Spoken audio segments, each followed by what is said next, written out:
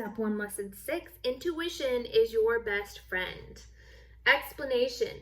Listen to your body with both ears and all of your feelings.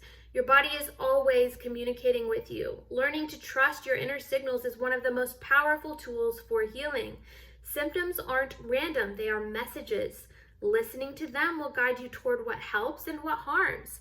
Deep self-awareness will provide you with more guidance than you ever imagined. Most of the time, your body will tell you what it needs if you just listen.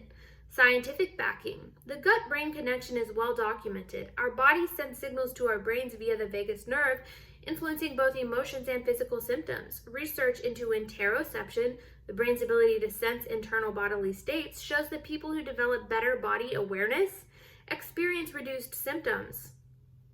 Khalsa et al. 2018 found that cultivating this awareness helps improve symptom management in chronic conditions. According to Pasiorek and Skora 2020, the vagus nerve is the main pathway for conveying information about the internal condition of the body to the brain, end quote. This information further reinforces the healing power of listening to our bodies. Examples and anecdotes. When my body told me to kneel in child's pose, I did and felt relief. When I needed a 20-minute break, I took one and improved. Drinking water with Celtic sea salt? Better. Magnesium shake? Better. Every time I listened, I felt the difference. Science later confirmed what my body already knew, but it all started with a gut feeling. Actionable advice/exercise. Morning check-in. Every morning, take 5 minutes and check in with your body. Ask yourself, what do you need today? Write down whatever comes to mind, whether it's a specific food, a type of movement, or extra rest. 2. Intuitive eating and rest experiment. Try a 24-hour experiment. Eat intuitively. Listen to your body when it craves certain foods, or rest. Notice how your body responds throughout the day and make note of any positive changes in your energy, mood, or symptoms. 3. Symptom journal. Keep a daily journal tracking your symptoms. Include what worsens symptoms and what helps. Over time, patterns will emerge, helping you align with your body's natural needs more effectively. Reversal. When this lesson might not apply. Not every bodily sensation is a reliable signal. Sometimes trauma or chronic stress can distort intuition, leading to avoidance or hypervigilance. If in doubt, balance intuition with logic and external guidance. Also note that the Bible says the heart is deceitful above all things and dreadfully wicked. Who can know it?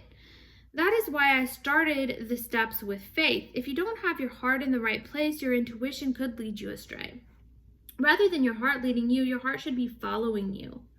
I have my priorities in order and my worldview anchored in the right place. God and God's opinions come first, then family, and so on.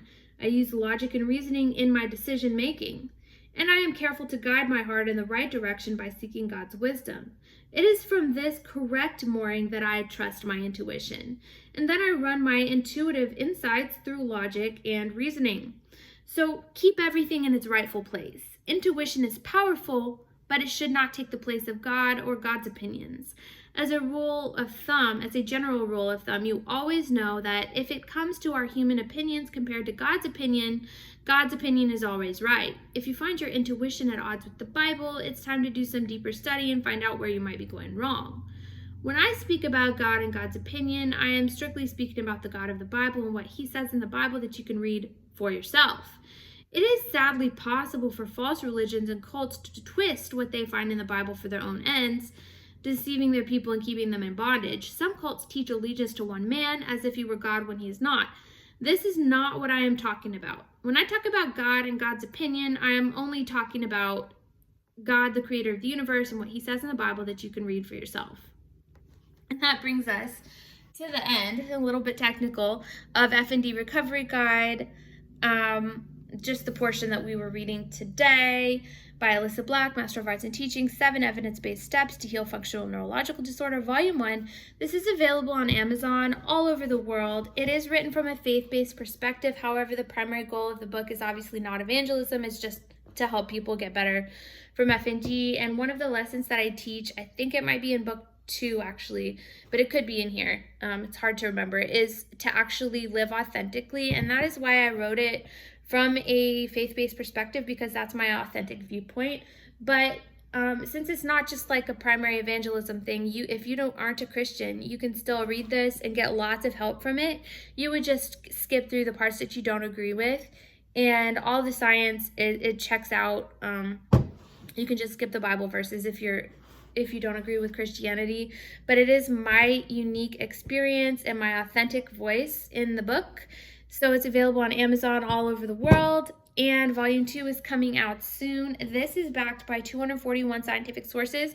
Volume 2 has over 400. So altogether, that is a lot of sources that back up my healing method, and I think it's worth taking a look at, and I hope that it helps you.